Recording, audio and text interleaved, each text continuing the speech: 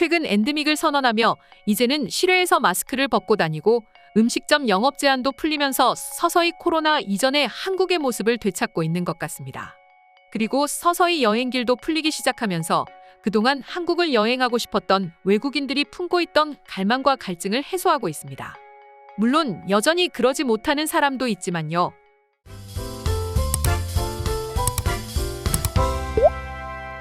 그렇다 보니 수많은 사람들은 여전히 커뮤니티를 통해서 한국에 대해 질문하고 한국의 상황은 어떤지 여러 가지 질문들이 쏟아지고 있다 합니다.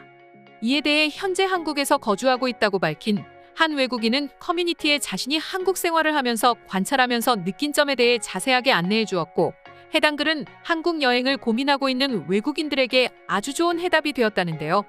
외국인이 쓴 한국 후기는 과연 어땠을까요? 난 한국에서 1년째 거주하고 있는데 이곳은 코로나로 인해 그동안 힘들었지만 지속적으로 그들만의 새로운 해법을 찾기 위해 노력하면서 계속해서 발전했다. 그리고 지금 다시 한국은 활기를 되찾았어. 때문에 내가 이곳에서 가장 확실하게 느낀 점은 다른 지역에 대해서는 알지 못하지만 적어도 내가 살고 있는 서울은 뉴욕보다 잠들지 않는 도시라는 거야. 대부분의 사람들은 뉴욕을 보고 잠들지 않는 도시라고 말한다. 하지만 그건 정답이 아니었어. 뉴욕에서는 새벽 2시가 넘어가면 서서히 바와 클럽이 문을 닫는다.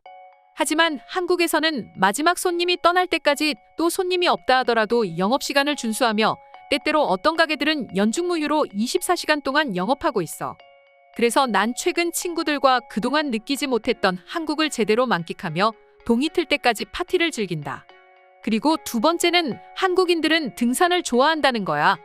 나 또한 내가 살던 미국에서 등산에 있어서 굉장히 열정적이었어. 하지만 한국에서 처음 등산을 가보고는 너무너무 놀랐었어. 수많은 어른들이 등산을 즐기고 있었고 서울이지만 마치 후지산이나 에베레스트 산을 정복하려는 것처럼 완벽한 복장을 갖춘 사람들을 볼 수 있었다는 거야. 그리고 버스와 지하철을 통해서 등산로 입구까지 간편하게 갈 수 있고 대부분의 등산로는 등산객들의 안전을 지키기 위해서 잘 구비되어 있었다는 거야. 또한 등산 중에 수많은 사람들이 내게 자신이 싸온 음식을 건네주었고 나를 전혀 이방인으로 생각하지 않았어. 한국인들에게 편견 따위는 없는 것 같아 보였어. 마지막으로 하고 싶은 말은 한국의 치킨은 미국의 치킨보다 훨씬 낫다는 거야. 물론 지금은 사람들의 생각이 바뀌어 다 알고 있겠지만 여전히 믿지 않는 사람들을 위해 말하겠는데 KFC나 파파이스 같은 미국 치킨이 치킨의 원조이고 그만큼 더 가치 있는 맛이라는 사람들도 물론 있겠지만 한국의 치킨은 그보다 훨씬 더 맛있어. 특히 프라이드 치킨부터 양념치킨, 간장, 파닭 등 여러 가지 치킨 종류를 보면 치킨을 먹으면서 외식하는 기분을 낼 수 있다는 거야. 그리고 한국식 프라이드 치킨과 한국의 맥주를 함께 먹는다면 환상의 조합이야. 내가 이곳에서 가장 사랑하는 음식 중 하나이기도 하고 말이야. 물론 치킨 말고도 한국은 맛있는 음식이 너무너무 많다는 것도 내가 사랑하는 이유 중 하나에 포함할 수 있어. 글쓴이의 글은 여기까지입니다. 글쓴이의 말대로 한국 사람들은 생각보다 등산을 즐기고 또 한국 치킨이 미국 치킨보다 맛있다는 것을 이제 전 세계 사람들이 맛보며 느끼고 있습니다. 인정할 수밖에 없는 사실이라는 거죠. 해당 글을 읽은 수많은 네티즌들이 글쓴이의 말을 인정하기도 했습니다. 나도 한국에 살아본 적이 있는데 내 친구는 항상 자정이 다가올 때쯤 연락 오고 맥주 한 잔 또는 커피 한 잔 마시러 가자고 한다. 내가 살던 곳에서는 그 시간은 사람이 아무도 다니지 않는 무서운 시간이기 때문에 피하고 싶지만 한국에서 12시, 1시라는 늦은 시간은 내 가슴을 뛰게 만드는 시간이었어. 한국 생활을 하는 동안 가장 즐거웠던 게 한국 음식을 맛볼 때였어. 한국에서처럼 아침, 점심, 저녁까지 세 끼의 식사 시간은 날 뜨겁게 달구기에 충분했다고라면서 말이죠. 또 어떤 네티즌들은 글쓴이가 느낀 한국 이야기를 보충하기도 했는데요. 한 해외 네티즌의 경우에는 한국에서 계층 구조는 매우 중요하다고 말하며 계층 구조가 물론 최근에는 너무 권위적인 틀에 박힌 사고방식이라고 말하면서 변화를 꾀하고 있지만 여전히 한국에서 이런 계층 구조는 무시할 수 없고 매우 중요하다. 그리고 한국에 방문하면 대부분의 사람들은 너에게 가장 첫 번째로 하는 질문이 나이일 것이다. 한국인들은 나이가 많으면 친구라고 부르지 않고 형 또는 누나라고 말한다. 심지어 쌍둥이의 경우에도 1분, 1초라도 먼저 태어났다면 형, 누나 또는 언니라고 불러야 하거든이라고 말했고 또 다른 네티즌은 한국의 음주 문화에 대해서 이야기하기도 했는데요. 한국인들은 세계 어느 누구보다 많은 양의 술을 마신다. 그런데 더 놀라운 건 한국인들은 술을 즐기지만 일도 빼놓지 않는다. 일하는 것에도 진심, 술을 마시면서 파티를 즐기는 것에도 진심이고 최선을 다한다. 특히 한국인들은 소주나 맥주 같은 저렴한 술을 주로 선택하는데 이는 꽤 좋은 주류라고 생각한다. 고작 1~2달러 남짓한 가격에 인생의 단맛과 쓴맛을 동시에 배울 수 있다. 라고 하면서 말이죠. 이 밖에도 무수히 많은 네티즌들이 한국은 이게 좋니, 저게 좋니 하면서 한국 여행을 망설이지 말라고 이야기하고 있었는데요. 지금부터 자세한 해외 반응 살펴보도록 하겠습니다. 저는 한국에서 현재 30년이 넘게 거주하고 있습니다. 서울에서는 살아본 적이 없지만 당신이 쓴 모든 것은 제가 경험한 것과 비교했을 때 사실이라고 말할 수 있습니다. 한국에서 매우 유익한 시간을 보내신 것 같네요. 축하드립니다.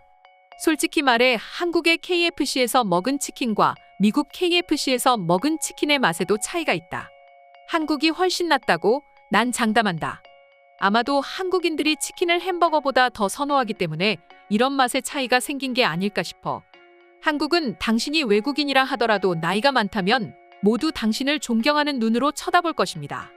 반대로 당신이 한국인들이 표현하는 나이가 어린 막내일 경우에는 당신은 똑같이 행동해야 할 것입니다. 좋은 글이지만 몇 가지 다른 점이 있는 것 같아. 한국인들의 음주는 세계에서 15위 정도의 낮은 순위입니다. 그리고 사람들이 쉽게 오해하는 게 하나 있는데 한국의 전형적인 노래방에서는 시간으로 요금이 책정되며 합법적으로 주류를 판매하는 건 금지되어 있다고 합니다. 그렇다는 건 내가 드라마나 영화에서 본 주인공들이 노래방에서 술을 마시는 모습은 허구였던 것입니까? 그건 아닙니다. 일부 노래방에서는 주류를 판매할 수 있습니다. 아닌 곳도 있지만요. 그것 또한 한국의 문화 중 하나입니다. 저도 한국인들이 세계 누구보다 술을 많이 마신다는 점을 동의하지 않습니다. 조지아를 가보신 적 있습니까? 와인의 고향이라고 불리는 곳인데 그곳의 사람들은 술을 정말로 많이 마십니다. 저는 대구를 가본 적이 있는데 낮 3시까지 어떤 가게도 열리지 않았어요. 보통의 가게들은 회사 사람들이 퇴근하기 시작하는 오후 5시쯤 가게 문을 열고 손님 맞을 준비를 합니다. 그리고 새벽 4시, 5시까지는 모든 불빛이 켜져 있습니다. 아시아 여행을 딱 한 곳만 갈 수 있다면 이제는 한국이 독보적인 1위를 차지하지 않을까? 중국은 이제 가는 사람이 거의 없을 거고 일본은 방사능 때문에 가고 싶지 않고 결국은 한류의 바람을 타고 모든 사람들은 한국으로 갈 거야.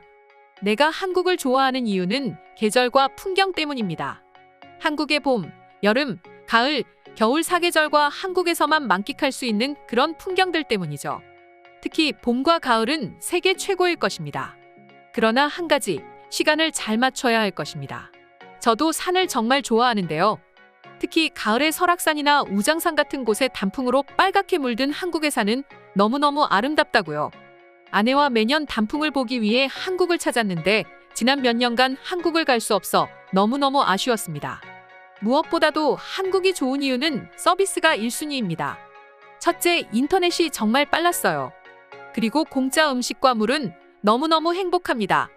한국을 처음 찾는 사람이라면 오해할 수 있지만 전혀 겁낼 필요는 없습니다. 저는 다른 건 모르겠지만 한국에서 쇼핑을 하는 건 너무너무 끔찍했습니다. 의류와 신발은 너무 비쌉니다. 그리고 품질이 떨어져요. 정말 독특하고 괜찮은 옷을 찾는 건 하늘의 별 따기 수준이라고요. 저는 아내가 한국인이기 때문에 가족을 만나기 위해 종종 한국을 갑니다.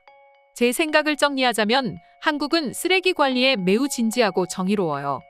그리고 자동차 문에 파란색 스펀지가 부착되어 있기 때문에 모르는 사람과 다툴 필요도 없습니다. 사소한 거라고 하지만 제게는 매우 중요한 것 중 하나였습니다.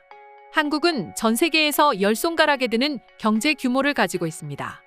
불과 몇십 년 전까지만 하더라도 아무것도 없었던 나라가 이렇게 엄청난 발전을 이뤘습니다. 그리고 기본적으로 한국인들 대부분은 영어를 사용할 줄 알기에 의사소통에 제한도 없습니다. 중국이 아니었다면 저는 이미 한국에 갔을 것입니다. 그리고 서울뿐만 아니라 한국의 여러 곳을 여행했을 것입니다. 이제는 한국을 갈 수 있습니다. 그래서 저는 9월쯤 한국 여행을 갈 거고 계획을 세우고 있습니다. 오늘의 영상은 이것으로 마칠 텐데 영상이 유익하셨다면 구독과 좋아요, 알림 설정 한 번씩 부탁드리겠습니다. 다음 영상으로 찾아오겠습니다. 감사합니다.